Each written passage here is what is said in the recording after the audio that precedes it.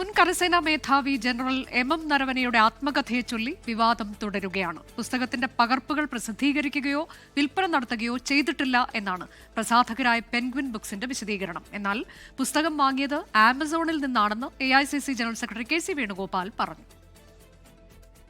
മുൻ കരസേനാ മേധാവി എം നരവനെയുടെ ഫോർ സ്റ്റാർസ് ഓഫ് ഡെസ്റ്റിനി എന്ന പുസ്തകത്തെ ചൊല്ലി വാദപ്രതിവാദങ്ങൾ തുടരുകയാണ്. അനുമതി ലഭിക്കും മുമ്പ് പുസ്തകം ചോർന്നതിൽ ഡൽഹി പോലീസ് കഴിഞ്ഞ ദിവസം കേസെടുത്തിരുന്നു.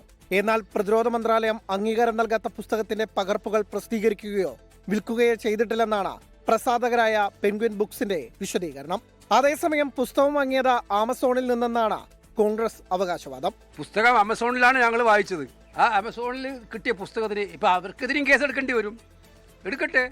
പുസ്തകം ഓൺലൈനിൽ വാങ്ങാനുള്ള വിവരങ്ങൾ ജനറൽ എം നരവനെ തന്നെ പങ്കുവച്ചിരുന്നുവെന്ന് രാഹുൽ ഗാന്ധിയും വ്യക്തമാക്കി. Believe Mr. Narawan. He is the army chief. He has made certain statements in the book. That is inconvenient for the government of India.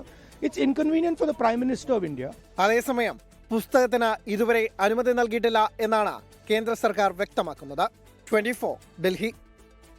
ലോകത്തെവിടെയായാലും ഏത് സമയത്തും 24 വാർത്തകളും ഓഗ്മെന്റഡ് റിയാലിറ്റി പാക്കേജുകളും എക്സ്പ്ലെയിനറുകളും വിശദമായി കാണാൻ ഞങ്ങളുടെ YouTube ചാനൽ നിങ്ങൾക്ക് സബ്സ്ക്രൈബ് ചെയ്യാം.